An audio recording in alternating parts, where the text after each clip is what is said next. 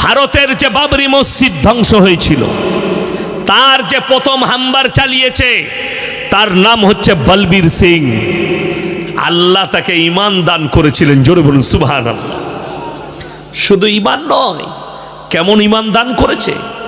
এই ছেলে মসজিদ ভাঙতে যাওয়ার আগে যখন ইনভাইট আসে মসজিদ ভাঙতে যেতে হবে, তার মা বাবা, বৃদ্ধ মা বাবা বললে, বাবা তুই এই আরএসএস এর কথা শুনে কাজ করতে যাস না, এই কাজে যাবি না।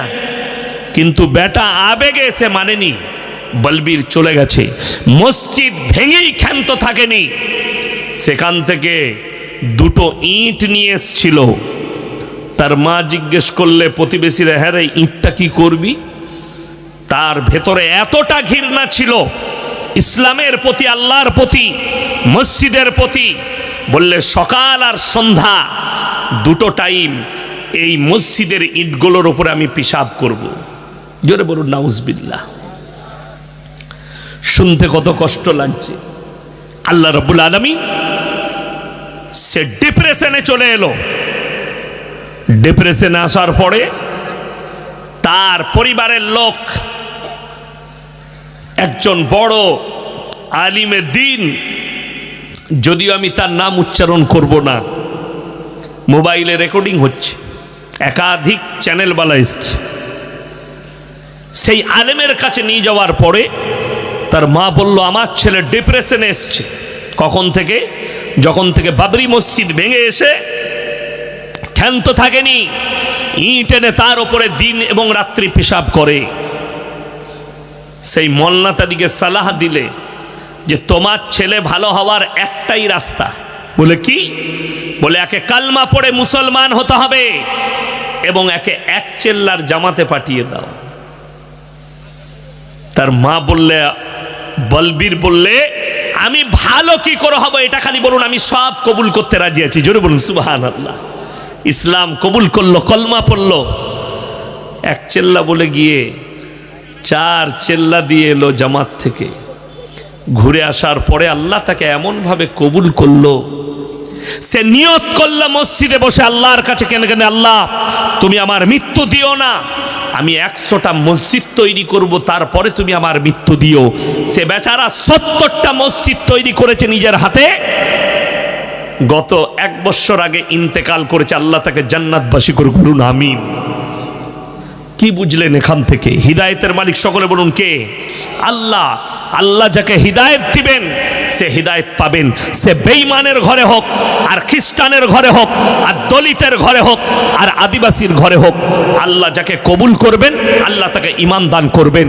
আর একজন মুমিনের ঘরের ছেলে কাফের হয়ে যাবে এটা কোনো সন্দেহ নেই। একটা মুমিনের ঘরের ছেলে বেঈমান হয়ে যাবে এতে কোনো সন্দেহ নেই। যেমন তসলিমা নাসরিন, জাস্টিস ইনায়েতুল্লাহ, বাংলাদেশের আসাদ নূর, নাজিয়া ইলাই খান, এই যে হারামের আউলাদরা তৈরি হয়েছে, এদের মা বাপের সব থেকে বড় অপরাধ, এরাই শুধু জাহান্নামে যাবে না, এদের মা বাবাও জাহান্নামে যাবে। তার একটাই কারণ, তোমরা তোমাদের সন্তানকে দ্বীনি শিক্ষা দাওনি, আল্লাহ আল্লাহর রসুলের পথটা দেখাওনি। যতগুলো বাম্মা এসে বসেছেন এখানে, অনুরোধ করে বলছি, আপনার ছেলে ডাক্তার হোক, মাস্টার হোক, প্রফেসর হোক, ইঞ্জিনিয়ার হোক, নেতা হোক, মন্ত্রী হোক, এমএলএ এমপি হোক, মাথায় রাখবেন দিন যেন তার মধ্যে থাকে। 2 সপ্তাহ আগে মুর্শিদাবাদের এক নেতা বলে দিলে আবেগে এসে মাদ্রাসায় সন্ত্রাসবাদী তৈরি হয়। নাউজবিল্লাহ বলেন। অথচ ওই নেতা মাদ্রাসার জলসায় এসে বলেছে, নমস্কার, ইসলাম সত্য ধর্ম, কোরআন সত্য কিতাব। ওই হারামখোর বলেছে, আমি সেই জলসায় ছিলাম মুর্শিদাবাদে, আমার সাথে ছিল স্টেজে, ওই কথা বলেছে। আজকে বুলি পাল্টিয়েছে। তাকে আমি বলবো, তাকে আমি বলেছি, দাদা আপনি কার আবেগে পড়ে বলছেন? অথচ বেলডাঙ্গায় যে দাঙ্গা লাগিয়েছে তার মূল চক্করই যে মাদ্রাসার ছাত্রটা, তার নাম হচ্ছে শয়ন হালদার। এ হচ্ছে মাদ্রাসার ছাত্র। কোন মাদ্রাসার? কল্যাণী বিশ্ববিদ্যালয়ের ছাত্র। কথাটা বুঝতে পারেননি? ওই বিশ্ববিদ্যালয়টাই ডজার কবে চালাবে আমি অপেক্ষায় আছি, যেখান থেকে সন্ত্রাসবাদীর জন্ম হয়েছে। আমার ভাই, আল্লাহ যাকে হিদায়েত দেবে সে হিদায়েত পাবে। মাথা ঠোকার নাম ইসলাম নয়। কেউ মাথা ঠুকলো সে মমিন নয়। মাথা সবাই ঠুকে, নাস্তিক ছাড়া।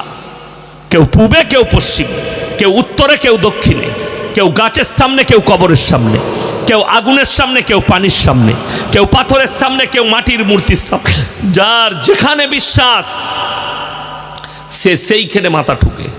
ওই জন্যে আল্লাহ তাআলা মাথা ঠুকাটা প্রবলেম রাখেননি, শর্ত রাখেননি। মুমিন হবার জন্যে মাথা ঠুকাটা শর্ত নয়।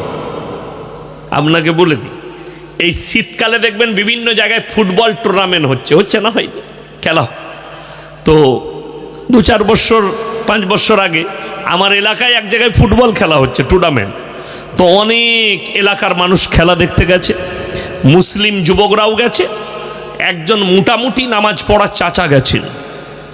তো আসরের আজান হয়েছে, হাফ টাইম। তো সবাই বললে, চাচা গো হাফ টাইম হয়েছে, এই সময় আমরা আসরের নামাজটা পড়ি। চাচা বললে, তাইলে উজু কর, পড়েলি। পুকুর ছিল বাসে, উজু ফুজু করে নামাজ পড়বে। চাচা এখন দক্ষিণ দিকে মুখ করে নামাজ পড়িয়ে দিয়েছে। ছেলেরা সালাম ফিরার পরে বললে, চাচা এটা দক্ষিণ দিক। চাচা আবার এত বড় মুফতি, চাচা বলছে বে আল্লাহ সব দিকেই আছে, অসুবিধা কিচ্ছু নাই। কথাটা বুঝতে পারেননি? চাচা কত বড় মুফতি, আমাদের মতো মৌলবীকেও ফেল করে দিবে। কিন্তু শুনেলেন আল্লাহ সব জায়গায় আছে, এই যে কথাটা মেনে নিলাম, কিন্তু আল্লাহ শর্ত রেখেছেন। কোথায়? এক জুনাকে এগিয়ে আসতে বলবো না আমি। এতক্ষণ ধরে কি করছিল? দুটো বক্তা বক্তব্য করে গেল। যদি ডিস্টার্ব করেন বায়ান শেষ হয়ে যাবে। যার ইচ্ছা যাবে, সামনে জায়গা আছে, জায়গা খুঁজে বসে লাও। ডেকে ডেকে জান্নাতে ঢুকলে জান্নাতে জায়গা হবে না। এতক্ষণ ঘোড়ার ঘাস কাটছিল নাকি? না আমি নাচ দেখাতে এইছি? আমার আগের বক্তা কি কোরআন হাদিস বলেনি? একদম ডিস্টার্ব হবে না, এগিয়ে এসো, পেঁচিয়ে এসো, যার মন যাবে সে এসে বসবে। জায়গা খুঁজে বসে লাও। শীতকালের দিন সেটে সেটে বসে যান না, অসুবিধা কি আছে? আমাকে দ্বিতীয়বার বলবেন না যে লোক জায়গা হচ্ছে না। যে জায়গা হচ্ছে না ঘুরে এসে ভেতর দিয়ে ঢুকো। সামনে এটা 1 কিলোমিটার লয়, এই পেছন দিকে ঘুরে এসে সামনের দিকে ঢুকে বসো, জায়গা আছে। এই সাইডে জায়গা আছে, ঢুকে বসো। আর যারা বলছেন এগিয়ে আসতে বলুন, যে মাল কটা দাঁড়িয়ে আছে ও জীবনে বসবে না ওরা। আমি চ্যালেঞ্জ দিলাম, যদি ফেরেশতা এসে বলে তাও বলবে না। কেন? ওরা তো ভ্যাগ দেখতে এইছে, ওরা কোরআন হাদিস শুনতে আসে না। আর যে শুনবে সে ঠিক বসে যাবে। আমার ভাই, আল্লাহ কি শর্ত রেখেছেন কোরআনে? লাইসাল বিররা আন তুওয়াল্লু বুজুহাকুম কিবালাল মাশরিকি ওয়াল মাগরিব ওয়ালাকিন্নাল বিররা মান আমানা বিল্লাহ। হে আমার নবী, পূব কিংবা পশ্চিম দিকে মাথা ঠোকার নাম ঈমান নয়। নাম্বার 1, মান আমানা বিল্লাহ, আল্লাহর ওপরে বিশ্বাস। সবাই আনবো, জোরে বলুন ইনশাআল্লাহ। আল্লাহর ওপরে প্রকৃত বিশ্বাস, মান আমানা বিল্লাহ। দ্বিতীয় নম্বর, ওয়াল ইয়াউমিল আখির, আমার পরকালের প্রতি, ওয়াল মালাইকাতি, আমার ফেরেশতাদের প্রতি, ওয়াল কিতাবি, আমার আসমানি কিতাবের প্রতি। 5 নম্বর, ওয়ান নবিয়্যিন, আর যতগুলো নবী পয়গম্বর পাঠিয়েছি এইগুলোর ওপরে বিশ্বাস আনতে হবে। এটার নাম ঈমান। জোরে বলুন সুবহানাল্লাহ। আপনি মুসলমান বলে পরিচয় দিলেন আর নবীর বিরুদ্ধে কথা বলবেন, আপনি কি করে ঈমানদার থাকতে পারেন? যেমন আপনাকে বলি, আপনারা বলুন তো, ইসলামে দাড়ি রাখা নেকির কাজ না দাড়ি কাটা? কথা বলে না এরা? দাড়ি রাখা। কিন্তু আপনারা এতগুলো মানুষ মজমায় বসেছেন, আমি প্রমাণ দিতে পারি এখানে 100টা লোক থাকলে 90টা লোক দাড়ি চাচা বসে আছে, ঠিক বললাম না ভুল বললাম? 90টা। আর আপনি সরকারকে গালি দেন, সরকারকে দোষী করেন। আপনি বর্ডারে বাস করছেন, জানেন ধর্মের প্রতি আগ্রহ, ধর্মের প্রতি ভালোবাসা, বর্ডারে বিএসএফদের কাছে যাবেন। অনেক পাঞ্জাবিদের ছেলে আছে না নাই বিএসএফে? কথা বলেন, আপনার বর্ডারে দেখতে পাবেন মেজর, মাথায় পাগড়ি, মুখেতে দাড়ি, ডিফেন্সে চাকরি করে, কিন্তু মাথার পাগড়িটা খুলতে দেয়নি, মুখের দাড়ি কাটেনি। আমার ধর্মের এটা সিম্বল। যদি তাদের দাড়িতে কেউ হাত লাগায়, সর্বপ্রথম তার তলোয়ার দিয়ে তাদের গর্দন দুটুকরো করে দিবে। হাইরে আফসোস, আপনি মুখে বলছেন নবীজিকে মহাব্বত করি, কিন্তু আপনার মুখের দাড়ি আপনি নিজে থেকে সেলুনে বসে আপনি চেঁচে দিচ্ছেন। ঠিক বললাম না ভুল বললাম? আপনি সরকারকে কি করে দায়ী করেন? আরে আমাকে আল্লাহ সব দিয়েছে, আমার দাড়ি নাই। ওই জন্য অনেক লোক ইউটিউব ফেসবুকে বলে এই হুজুরের বয়ান শোনা যাবে না, দাড়ি নাই। তো দাড়ি নাই তো আমি কি ফেরে পড়লাম? তোর বাপের কাছে ওষুধ থাকলে, চাপান থাকলে দিয়ে যা লাগাবো, বাড়ি বেরিয়ে গেলে ভালো জিনিস। কে বুঝাবে এদিকে? আল্লাহ আকৃতি দান করেন, সব কিছু আল্লাহ দেন। আমার ভাই, যাদের কাছে গুগল আছে সার্চ করুন, পাঞ্জাব পুলিশ, পাঞ্জাব পুলিশের ডিআইজি, পাঞ্জাব পুলিশের এসপি, পাঞ্জাব পুলিশের আইসি, আপনি একটু সার্চ করে দেখুন। আমি ইমানদারির সঙ্গে বলছি, তাদের মুখেতে দাড়ি পাবেন, মাথায় পাগড়ি পাবেন, কিন্তু অবাক লাগে, দুঃখ লাগে, বেদনা লাগে যে আমাদের দেশের মুসলমান এরা নবীজিকে মহাব্বত করে, মুখে বলে রসুলকে মহাব্বত করি, অথচ মুখেতে দাড়ি নেই, দাড়িগুলো সেলুনে বসে নিজে থেকে কাটছে। আপনি কাকে গাল দিচ্ছেন? কার বিরুদ্ধে বলছেন? যে রসুল আকরাম সাল্লাল্লাহু আলাইহি সাল্লাম পৃথিবীর শ্রেষ্ঠ ব্যক্তি, আদি থেকে অন্ত পর্যন্ত সৃষ্টির শ্রেষ্ঠ, তার আখলাক। স্বামী বিবেকানন্দের মতো লোক আমেরিকার শিকাগো শহরে দাঁড়িয়ে বলেছে, গোটা পৃথিবীতে যদি কেউ মহামানব থাকেন, তিনি হচ্ছেন জানাবে মুহাম্মাদুর রাসূলুল্লাহ। সকলে একবার জোরে বলুন সাল্লাল্লাহু আলাইহি ওয়াসাল্লাম। নবীজির থেকে দামি লোক পৃথিবীতে আসেনি, আর কিয়ামতের সকাল পর্যন্ত কেউ আসবে না। আপনি চুপচাপ দেখছেন। আসল কথা, কুকুর কামড়ালে কুকুরকে কামড়াতে হয়, কথা বলে না? কামড়ানো যায়? কি করতে হয়? কুকুর কামড়িয়ে দিলে ডাক্তারের কাছে গিয়ে আপনাকে ভ্যাকসিন নিতে হয়, ঠিক কি না? ইঞ্জেকশন ডাক্তার বলে দিলে 3টে ইঞ্জেকশন তোমার হাতে দিয়ে দেবো। আগে লাভিতে ইঞ্জেকশন হতো, ঠিক কি না? ও অনেক দিন আগে আমার নানি ইন্তেকাল করেছেন। আমার নানিকে একবার বিড়ালে ইঁচুড়ে দিয়েছিল, ডাক্তারের কাছে নিয়ে গেলাম হসপিটালে, তারা বললে লাভিতে ইঞ্জেকশন লাগবে, তখন লাভিতে। তারপরে এখন শুনতে পাচ্ছি হাতে ইঞ্জেকশন দেয়। কেন? সেই ভাইরাসটাকে মারার জন্যে ইঞ্জেকশন দিচ্ছে। তো যারা নবীজিকে গালি দিচ্ছে, তাদেরকে গালি দিয়ে লাভ নাই, তাদের ইঞ্জেকশন আমাদের মতো মৌলবীরা। আমি কালকে বলেছি, মুর্শিদাবাদ জেলায়, হে আমার ভাইয়েরা, যারা নবীজির বিরুদ্ধে তহমত দিচ্ছে নবীজির ওপরে, আল্লাহর হাবিব সাল্লাল্লাহু আলাইহি সাল্লাম মাত্র 6 বছর বয়সে মা আয়েশা সিদ্দিকা রাদিয়াল্লাহু তাআলা আনহাকে বিবাহ করেছেন। 9 বছর বয়সে তিনি সংসার শুরু করেছেন। শিক্ষিত যুবক যুবতীরা শুনবেন, তোমাদের ব্রেনকে বেঈমান কাফেররা ওয়াজ করছে। কিছু শিক্ষিত বেঈমান তারা ওয়াজ করতে লেগেছে যে আরে তোমাদের মুহাম্মদ মাত্র 6 বছরের একটা বাচ্চা মেয়েকে বিবাহ করেছে। নাউজুবিল্লাহ। নবীর উপরে কি তহমত দিয়েছে? কে? নূপুর শর্মা। তারপরে জ্যোতি নরসিংহা उत्तर प्रदेश के अल्लाह के रसूल ने 6 साल के एक बच्ची को निकाह किया और उनके साथ बलात्कार किया। जोरे बोलो नाउजुबिल्लाह।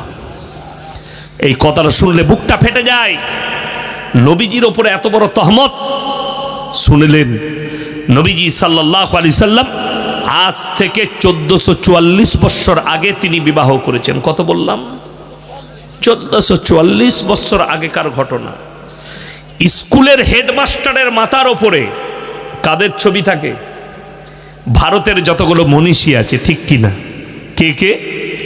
ঈশ্বরচন্দ্র বিদ্যাসাগর, বঙ্কিমচন্দ্র চট্টোপাধ্যায়, কবিগুরু রবীন্দ্রনাথ ঠাকুর, কবি কালিদাস, স্বামী বিবেকানন্দ, নেতাজি সুভাষচন্দ্র বসু, এইরকম যতগুলো ভারতের দামি দামি মনীষী আছে তাদের ছবিগুলো স্কুল কলেজ ইউনিভার্সিটির প্রিন্সিপালের মাথার ওপরে টাঙানো থাকে। আমি আজকে দলিল দিয়ে যাচ্ছি, ঈশ্বরচন্দ্র বিদ্যাসাগর যেদিনে বিবাহ করেছেন ওনার স্ত্রীর বয়স ছিল মাত্র 8 বছর। কত বললাম? 8।